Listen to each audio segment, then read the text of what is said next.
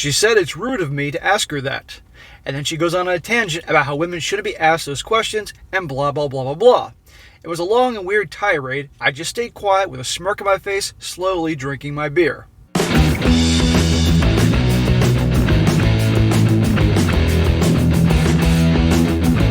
Welcome back to They Did What? Your source for the internet's craziest, most entertaining stories, where I go over them, analyze them, and most certainly make fun of them. Today, going to do part 7 of a very, very popular series about the Special Forces Squad that went full Armageddon on their wives after they found they were all cheating on them. All of them. Quick recap, that was about the guy telling this is he's the one that found his wife. They were having a barbecue. Went over to his house to get more beer out of the garage. Heard his wife having a conversation with all the wives of his crew, talking about their affairs and all that while they were gone away being deployed. And long story short, after they all calmed down, formed a plan to go unleash hell on all of them, and they did. And now all of them, fast forward to the last update, are doing better. They're moving on, and they're striking against the affair partners that were hooking up with their wives. All that. And the dude here looks like he was thinking about moving to Texas, making major changes, and they're all improving. Now here, he, in his update, which is titled Weird Encounters and Unanswered Questions, he answers a lot of questions that guys had both, I think, on Reddit as well as this channel. I've been exchanging emails with him ever since the last update. He found out that I did the video series, watched them all, really liked them. He thanks all you guys for your support and the kind comments. So he's got support from dudes, not just from the Reddit community, but also on YouTube, which is awesome. And also, I might add that one of his bros wrote one of his take on this whole thing. So I'm going to film another video about that story as well. So we're going to get it from this guy as well as all the other guys, what they've been going through, unleashing hell on their wives. So keep an eye out for that one. But anyhow, going to continue on. He titled this one Weird Encounters and Unanswered Questions. So it starts off, he says, or continues. He says, hey guys, honestly, I just wrote my story on Reddit to get some advice, but damn, it's got blown up, and since I do not have to maintain a certain level of secrecy anymore, I just wrote it on my personal page, and not any subreddits except a few updates. I wanted to make sure this story didn't get found out by our soon-to-be exes or their families before Armageddon Day. But now that it's happened, it doesn't matter anymore if it gets found out by them. I received hundreds of messages and comments from all kinds of people and groups, some of them weird, some of them not so weird. And many of them asked me the same questions over and over again. He says, guys, sorry, I'm a busy guy, so I can't write to all of you. But I can't post updates over and over again, so I'll just write answers to the questions here. So he's going to address the common questions, then he's going to get to a pretty entertaining story about him post this whole thing, being out in a bar, talking to a woman, and dealing with today's modern gals. You'll particularly enjoy that very much. He says, I'm writing this update to answer some unanswered questions and tell you guys about a very interesting meeting I had with a, wait for it, feminist. So for one of those who offer their support, advice, and sympathy, you people are awesome. You've literally helped me in the darkest days of my life. I had no idea I could rely on internet strangers for help and understanding, but you guys were just there for me like my brothers and my family was there for me. You guys have helped me pick myself up and walk after I got my legs cut out by my soon-to-be ex. I'm still limping, but I'm improving day by day.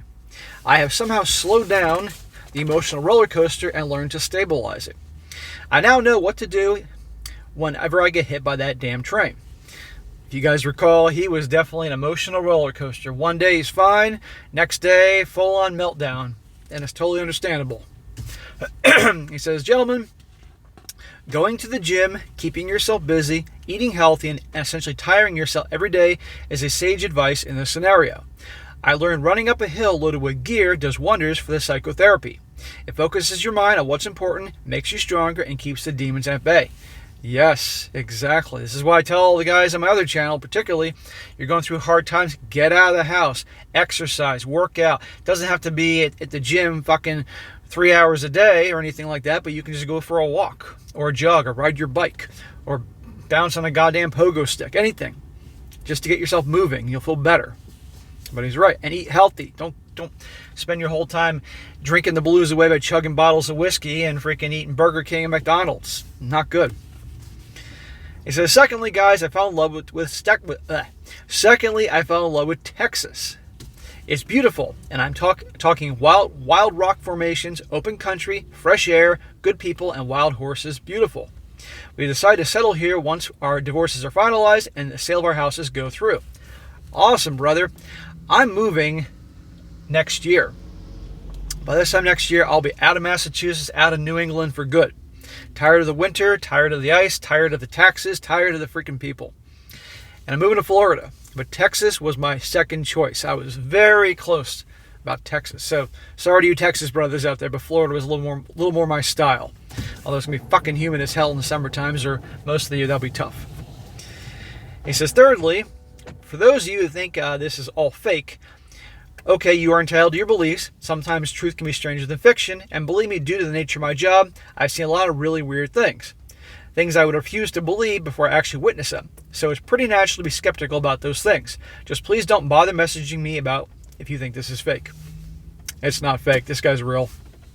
Fourth, I've been messaged by some weirdo neo-Nazi white supremacist group, and that was kind of gross. To those people, I will say this: you better pray you don't meet me in the dark. Who was giving him a hard time? I don't get that. But okay. I believe him, but good Lord. He says, fifth, I've also been messaged by a lot of poly people and swingers telling me to get together with my soon-to-be ex and forgive her. They said it's not that bad and let my soon-to-be ex have her fun while I'm away, and I should also have my fun while I'm overseas. Well, you can tell the poly groups are telling you that you need to forgive your wife and give her another chance to pretty much kiss your ass. Their lifestyle is not your lifestyle, and that's not what you agreed to when you married your wife. It says, to those people, I will say, you guys can have your beliefs, just don't try to shove them down other people's throats. I'm a monogamous guy, and to me, loyalty and commitment are the most important traits for any relationship. Betrayal is unforgivable. Yes, 100%. And I don't agree with that lifestyle, but if they want to do it, fine. But don't go telling everybody else to live their lifestyle. I will never be disloyal to whomever I am in a committed relationship with, and I expect the same standard in return. So please just stick to your people and leave me in mine, and we'll get along fine. Amen. Sixth, yeah, we are suing the affair partners, and we are really raking them over the coals. Combined with their divorces, their lives are a mess right now. Most of them ask for out-of-court settlements, but we turned them down. It's expensive, but worth it. One of the idiots even tried to threaten us. I mean, really. These are special forces guy. He's going to threaten them? Good luck. Awesome. Unleash hell on the affair partners. And as they say in Cobra Kai, no mercy. Seventh, we have cut as many benefits from our soon-to-be exes as we can. We will not be financing their disgusting bullshit. Good. 8. Guys, I understand your anger after what happened to me. The letter of Queen Bee I read, I really understand your anger at women. But please, I will say it again, there are some really good women out there. They're very hard to find these days, but there are some really good women out there. Don't let men hating women, misandrists, turn you into women hating men, because if you let that happen, they will win. I do agree there are some good gals out there. I do agree with that. But sadly, it's becoming more and more rare every day. Just keep your eyes open and remain vigilant and look for the red flags. Just follow the policy of equal rights and equal fights. I know I will. I will always hate cheaters, but don't blame it on the women. Not all women are cheats. At least I hope not. And many men also cheat, so the so-called Chads and Tyrones are monsters who allow for this kind of nonsense to happen. They destroy not only their own lives, but the lives of everyone around them. This guy and I need to get together and have a beer. We definitely see eye to eye on this. Yeah, this is why I tell people on the other channel, I say, guys, don't knowingly cheat with other guys' girlfriends or wives. You're just making the world worse. Us guys got to have a code and not do that to other guys. And finally, I will tell you guys about an interesting meeting with a raging effeminist. She wasn't an effeminist, she was a misandrist. It was so enlightening, and I gave her a true reality check. This is the best part. You guys are going to love this. This is the point of the whole story. You're going to love this. It says, so 2 days ago, a brother and my buddy convinced us to go to a bar with him to pass the time and have some fun. So the three of us went to the bar. We were having fun, and all of a sudden, a woman probably in her late 30s approached us. She sat next to me and started chatting all of us up. All of a sudden, my buddy's brother told me to give it a shot and just casually date this woman. It would be a good boost for me. So it's been a while, obviously, since this guy been any other woman. But as you're going to see, the first woman he talks to pretty much warm him up to the world we're in right now. I wasn't really in the mood because I'm still kind of jaded and I'm terrified of any rebound relationship. But I decided to chat with her. So after some pleasantries, the conversation took an interesting but predictable turn. She soon started asking me about my job. Ding, ding, ding. I didn't tell her the details, but I mentioned I was in the military and had my own business. She asked me how much I make. Ding, ding, ding. My fashion sense, my hobbies. Basically, she was profiling me. It's okay to have conversation, but that's what's going on. What's your job? What do you make? Where do you live? What's your house like? Mind you, she's in her late 30s. She's not exactly top prize anymore. I was just amused at this girl and kept answering, so sure enough, she asked me out on a date. Well, there you go. At this point, I was like, okay, since you are done with your questions, it's my turn. I then asked her, what does she bring to the relationship? And we're off. And the fireworks began. And tell me about her past relationships. She just falls quiet. She says it's rude of me to ask her that. And she goes on a tangent about how women shouldn't be asked those questions and blah, blah, blah. It was a long and weird tirade. I just stayed quiet, with a smirk on my face, slowly drinking my beer. I would have done a lot more than a smirk on my face. I would have started laughing out loud. She can ask you questions about your life, but you're not allowed to ask her questions about her life. And yeah, what does she bring to the table? When she finally ran out of steam, I just replied the correct answer to those questions with loyalty, commitment, respect, and love. I then told her she was going to profile me and size me up by my wallet. She needs to measure up and reply in kind.